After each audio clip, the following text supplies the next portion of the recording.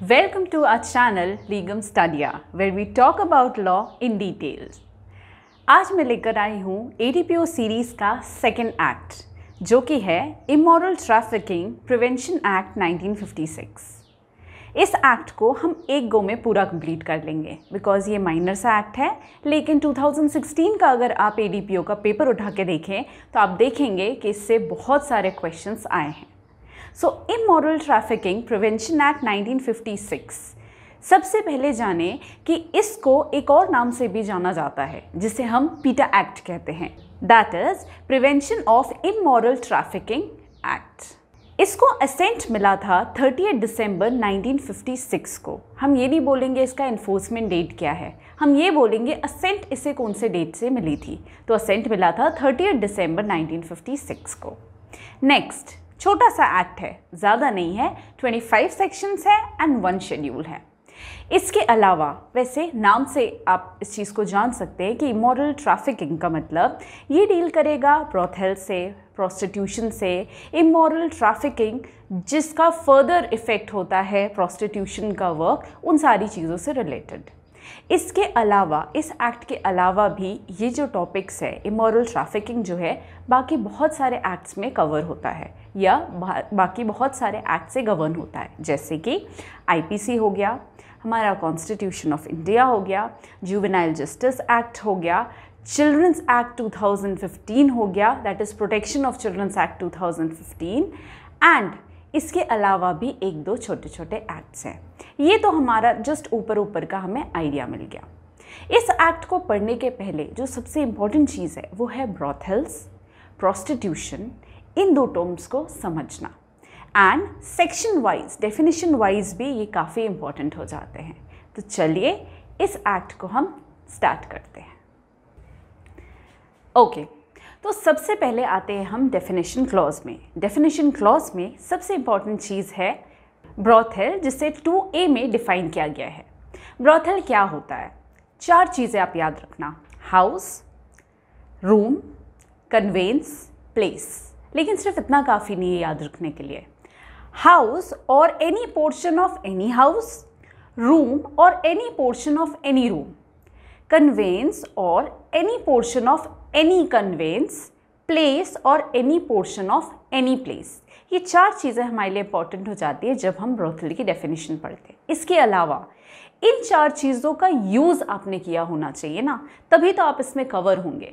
तो इन 4 चीज़ों को जब आप यूज़ करते हैं, firstly for the purpose of sexual exploitation, या फिर abuse for gains of another person, for mutual gain of 2 और मोर प्रोस्टिट्यूट्स। मतलब शुरुआत में जो हमने पढ़ा हाउस, रूम, कन्वेंस, प्लेस, इन चारों का यूज़ अगर आप प्रोस्टिट्यूशन वर्क के लिए करते हैं, सेक्सुअल एक्सप्लॉयटेशन के वर्क के लिए करते हैं, तो फिर वो चीज़ ब्रॉथेल में कवर हो जाती है। नेक्स्ट, जब ये दोनों चीज़ हम पढ़ चुके, इसी से लिंक होके आता है प्रोस्टिट्यूशन वर्ड। प्रोस्टिट्यूशन डिफाइंड है 2F में। अगेन डेफिनेशन के हिसाब से भी ये इंपॉर्टेंट है बिकॉज पूरा जो एक्ट है वो इसी के इर्द गिर्द घूमता है। प्रोस्टिट्यूशन क्या कहता है? प्रोस्टिट्यूशन का मतलब एज पर 2F है सेक्सुअल एक्सप्लॉयटेशन और abuse of person for commercial purpose, not for personal purpose, commercial purpose.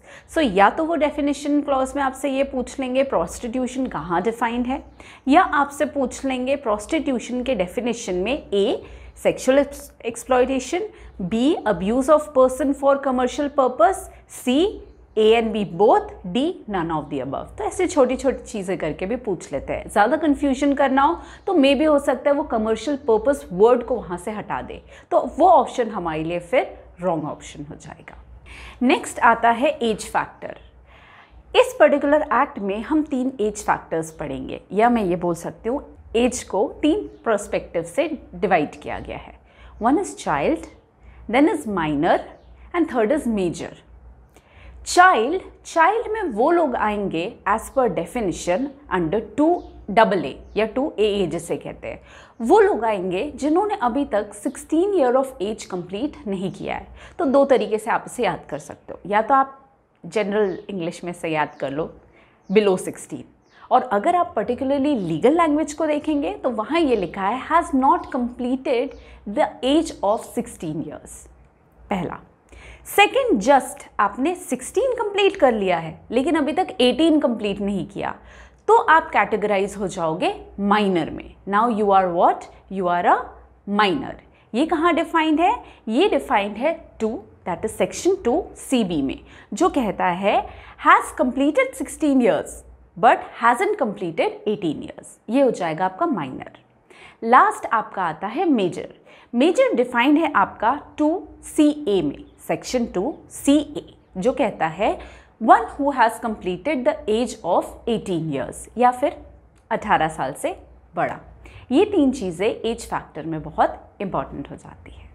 Next सबसे इंपॉर्टेंट टॉपिक जो कुछ हटके हमें इस पर्टिकुलर एक्ट में मिलेगा वो है special police officer. Special police officer 2 जगह मेंशन्ड है इस एक्ट में, पहला डेफिनेशन क्लॉज में 2I में और सेकेंड सेक्शन 13 में, क्योंकि डेफिनेशन क्लॉज में बताया गया है कि स्पेशल पुलिस ऑफिसर कौन होते हैं। इसके साथ एक और टर्म पढ़ेंगे, that is trafficking police officer. ये 2 न्यू टर्म्स है।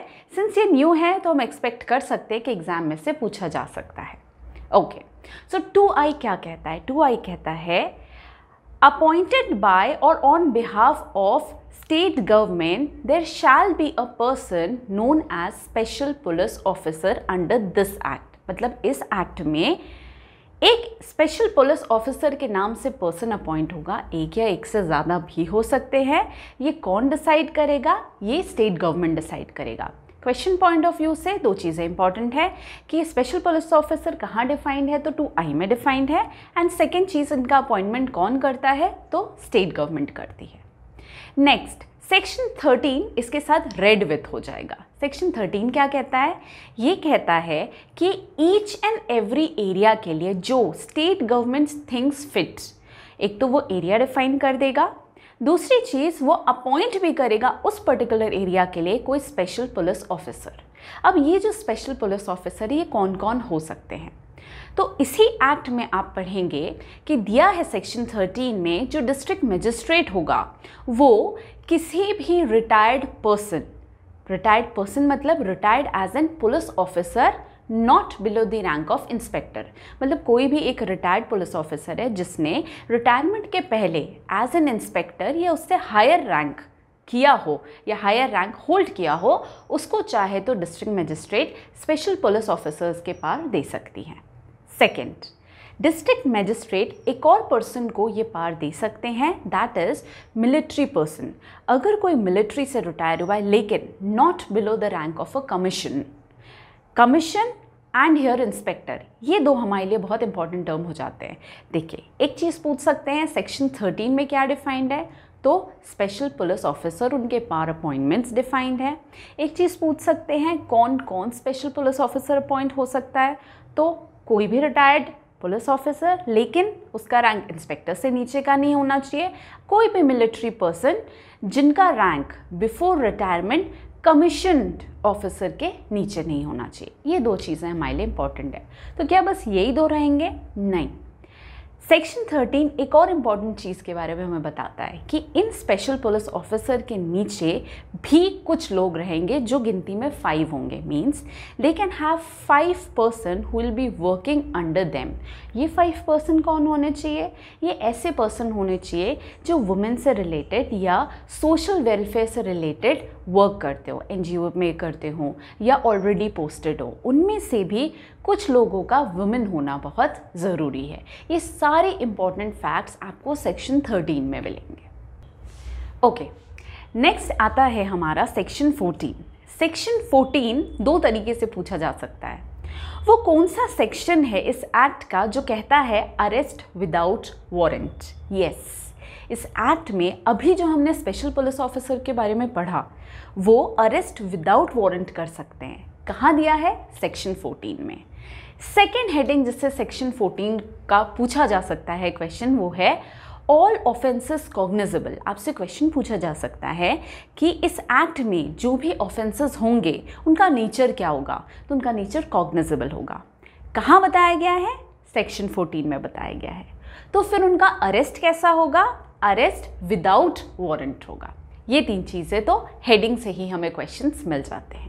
नेक्स्ट इसके अंदर और भी 2 बातें बताई गई हैं। पहला, अरेस्ट विदाउट वारंट कौन करेगा? तो स्पेशल पुलिस ऑफिसर, इनके अलावा कोई नहीं। लेकिन again there is a but अगर स्पेशल पुलिस ऑफिसर अपना ये जो पावर है किसी और को डेलीगेट करता है, देन वो पर्सन भी अरेस्ट विदाउट वारंट कर सकता है, लेकिन एक्सेप्शनल केसेस में। अदरवाइज अगर कोई स्पेशल पुलिस ऑफिसर किसी को भी अपना पावर डेलीगेट करके बोलता है जाओ उसको अरेस्ट करके आओ, तो उसको रिटन नोटिस देना या रिटन ऑर्डर्स देना कंपलसरी होता है। ये कहाँ दिया है? ये आपको सेक्शन 14 में मिलेगा। तो सेक्शन 14 से हमें बहुत सारे पॉइंट्स ऐसे मिले जिन पे क्वेश्चंस बन सकते हैं, इसलिए मेरे हिसाब से सेक्शन 14 इंपॉर्टेंट है। नेक्स्ट आते हैं हम सेक्शन 15 पे। सेक्शन 15 कहता है search without warrant. Section 14 arrest without warrant, section 15 search without warrant.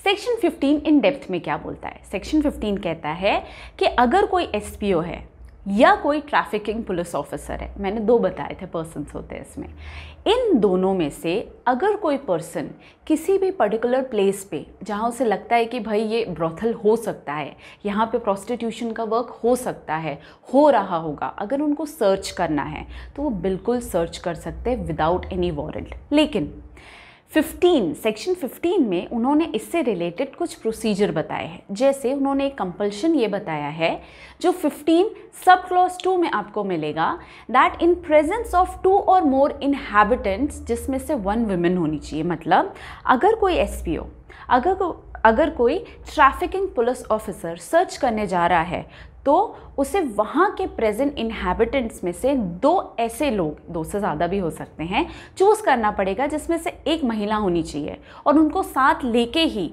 वो पर्टिकुलर प्लेस जिसको उनको डाउट है कि वहाँ प्रोस्टिट्यूशन चल रहा है या ब्रोथल हो सकता है, उनको सर्च कर सकता है। दूसरी चीज़, ये जो सर्च है ये issue order letter in writing, ये जो सर्च होगा इसका इशू ऑर्डर लेटर राइटिंग में देना पड़ेगा। ये तो हो गया मोटा मोटा हिसाब सारे सेक्शंस का जो हमें थोड़े डेप्थ में पढ़ना था। अब मैं आपको बता रही हूँ पास्ट ईयर में कौन से सेक्शन से क्वेश्चंस आए थे, बिकॉज पास्ट ईयर के क्वेश्चंस भी हमारे लिए इंपॉर्टेंट होते हैं। मैं आपको सेक्शन वाइज बता रही हूँ, हेड वाइज बता रही हूँ, इसमें इन डेप्थ में पढ़ने की कोई रिक्वायरमेंट नहीं है। पहला है सेक्शन 2A जो हम ऑलरेडी डिस्कस कर चुके हैं, ब्रोथल। सेकंड है सेक्शन 2AA चाइल्ड के बारे में, ये भी हम डिस्कस कर चुके हैं। फिर है सेक्शन 3 जो कहता है पनिशमेंट फॉर कीपिंग ब्रोथल। अगर आप किसी ब्रोथल के संचालक हैं, आप चलाते हैं ब्रोथल, जैसे आपने बजरंगी भाईजान देखा होगा, उसमें वो जो छोटी सी बच्ची है उसको जहाँ पे वो बैंक वाला बंदा लेके जाता है, वो जो लेडी रहती है, तो करेंटली वो जो लेडी होती है वो ब्रोथल चला रही होती है, तो उसके ऊपर पनिशमेंट जो लगेगा कौन सा लगेगा? वो सेक्शन 3 लगेगा। फिर सेक्शन 9 आ जाता है अपना, जो कहता है seduction of person in custody, इसका भी जस्ट हेड इंपॉर्टेंट है। सेक्शन 5 कहता है procuring inducing for purpose of prostitution, ये भी जस्ट हेड हमारे लिए काफ़ी है। अगर आप कोई भी चीज़ प्रोक्योर कर रहे हो, किसी चीज़ में इंड्यूस कर रहे हैं खुद को, जस्ट जिससे प्रोस्टिट्यूशन का वर्क आपका पूरा हो सके, जो ऑफेंस है वो कंप्लीट हो सके, तो आप सेक्शन 5 में आएंगे। फिर सेक्शन 4 क्या कहता है? सेक्शन 4 कहता है punishment for living on earnings of prostitution या अर्निंग्स ऑफ प्रोस्टिट्यूट। मतलब अगर आप प्रोस्टिट्यूट या आप ब्रोथल्स चला रहे हैं, प्रोस्टिट्यूशन के थ्रू अर्न कर रहे हैं, तो आप सेक्शन 4 में गवर्न हो जाएंगे। ये भी पास्ट ईयर का क्वेश्चन है। फिर सेक्शन 13 इंपॉर्टेंट हो जाता है, जो अभी हमने डिस्कस किया, that is special police officer. Section 17A भी हमारे लिए इंपॉर्टेंट है। ऐसे ही सेक्शन 18 है जो ये कहता है क्लोजर ऑफ ब्रोथल्स, अगर कोई ब्रोथल खुला है उसको हमें क्लोज करना है तो कौन से सेक्शन के अंडर होगा? वो आपका सेक्शन 18 है। सेक्शन 22A आप एक बार देख लीजिएगा, ये भी लास्ट टाइम पूछ चुके हैं। एंड नेक्स्ट है सेक्शन 21 जो कहता है प्रोटेक्टिव होम के बारे में। ये बहुत इंपॉर्टेंट टर्म है बिकॉज फर्स्ट टाइम हम इसे यहाँ पे सुन रहे हैं, इसलिए प्रोटेक्टिव होम हमारे लिए इंपॉर्टेंट हो जाता है। ये जो सेक्शंस है ये लास्ट ईयर या पास्ट ईयर के क्वेश्चन पेपर्स में आ चुके हैं। अब बात करते हैं जो एक्सपेक्टेड सेक्शंस है जो इस पर्टिकुलर एक्ट से आ सकते हैं। ये है सेक्शन 2C जो डिफाइन करता है मैजिस्ट्रेट, ये भी इंपॉर्टेंट है। फिर है सेक्शन 2F प्रोस्टिट्यूशन, अभी तक पूछा नहीं गया है इसलिए चांसेस है कि इसे पूछा जाएगा। मैंने पहले ही आपसे कहा है कि ये जो एक्ट है ये दो मोस्ट इंपॉर्टेंट टर्म्स के इर्द गिर्द घूमता है, one is brothel and second is prostitution. Third जो सेक्शन इंपॉर्टेंट है वो है सेक्शन 2I, जिसके साथ हमने सेक्शन 13 भी पढ़ा था, स्पेशल पुलिस ऑफिसर। नेक्स्ट जो सेक्शन इंपॉर्टेंट है वो है सेक्शन 22B, जो कहता है power of the court to try cases summarily. तो कौन से सेक्शन में गिवन है कि जो केसेस हैं मॉरल ट्रैफिकिंग के वो समरली भी सॉल्व हो सकते हैं, ये कहता है सेक्शन 22B। देन आता है सेक्शन 2J, जो बताता है ट्रैफिकिंग पुलिस ऑफिसर। मैंने हमेशा कहा है दो चीज़ें इंपॉर्टेंट है, स्पेशल पुलिस ऑफिसर और ट्रैफिकिंग पुलिस ऑफिसर। फिर आता है सेक्शन 22 जो ट्रायल्स के बारे में बताता है, एंड लास्ट है सेक्शन 21A जो प्रोडक्शन ऑफ रिकॉर्ड्स के बारे में बताता है। इनको ज़्यादा डेप्थ में पढ़ने की ज़रूरत नहीं है, बिकॉज या तो आपसे इनके सेक्शंस पूछे जाएंगे या फिर सेक्शंस के हेड्स पूछे जाएंगे। इनके अलावा जो चीज़ बहुत ज़रूरी है वो है पनिशमेंट। इस एक्ट में पनिशमेंट्स कहाँ गिवन है? तो इस एक्ट में पनिशमेंट्स जो गिवन है वो है सेक्शन 3 से लेकर सेक्शन 9 तक, section 11, section 18, section 20 and section 21। ये वो सेक्शंस है जिनमें पनिशमेंट्स गिवन है, कितना इम्प्रिजनमेंट है, कितना फाइन है, ये चीज़ भी मैं आपको बताऊंगी। सेक्शन 3 जो रिगरस इम्प्रिजनमेंट की बात करता है, सेक्शन 3 कहता है कि अगर कोई पर्सन किसी प्रीमाइस में ब्रॉथेल के लिए अलाउ कर दे तो फिर उसे रिगरस इम्प्रिजनमेंट होगा सेक्शन 3 के अंडर। ये कितना है? अगर फर्स्ट कन्विक्शन है, फर्स्ट टाइम आपने ये काम किया है, तो 1 ईयर से लेकर 3 इयर्स तक का रिगरस इम्प्रिजनमेंट हो सकता है प्लस फाइन 2000। लेकिन अगर आप हैबिचुअल है, आपने एक बार से ज़्यादा ये काम किया है, तो पनिशमेंट हो जाएगा 2 इयर्स से 5 इयर्स तक, लेकिन अमाउंट ऑफ फाइन सेम रहेगा। सेक्शन 4 भी आपका पनिशमेंट क्लॉज बताता है, जिसमें 2 इयर्स तक का इम्प्रिजनमेंट और 1000 या फिर बोथ के बारे में कहा गया है। लेकिन इसमें भी ये कहता है कि अगर कोई माइनर के साथ आपने ये काम किया है या माइनर को एज अ प्रोस्टिट्यूट आपने यूज़ किया है, तो फिर आपकी सज़ा 7 साल से कम नहीं होनी चाहिए, जो कि 10 साल से ज़्यादा भी नहीं होगी। That means imprisonment 7 years to 10 years हम लिख सकते हैं। सेक्शन 6 बात करता है 7 ईयर्स से लेकर 10 ईयर्स तक के इम्प्रिजनमेंट की।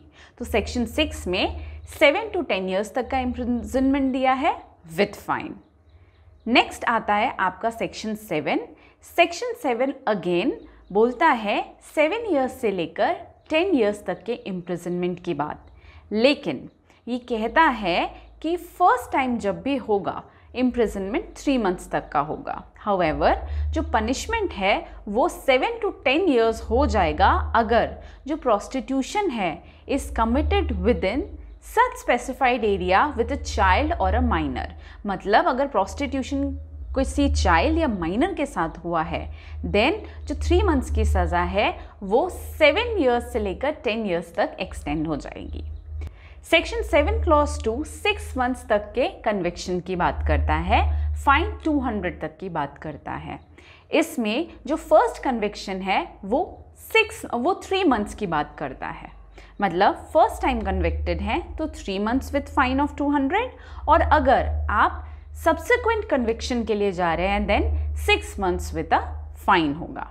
और अगर यही चीज़ आप किसी चाइल्ड या माइनर के साथ करते हैं तो फिर जो भी लाइसेंस होगा उस पर्टिकुलर होटल का वो लाइफ टाइम के लिए, फॉरएवर के लिए कैंसिल हो जाएगा। तो ये था हमारा ADPO का अगला एक्ट जो आज ही ख़त्म हो गया इस वीडियो के साथ। हम आ रहे हैं नेक्स्ट एक्ट लेके हमारे नेक्स्ट वीडियो में। इसके लिए 3 चीज़ें बहुत ज़रूरी हैं। पहला, subscribe, second, like and third, bell icon. Thank you.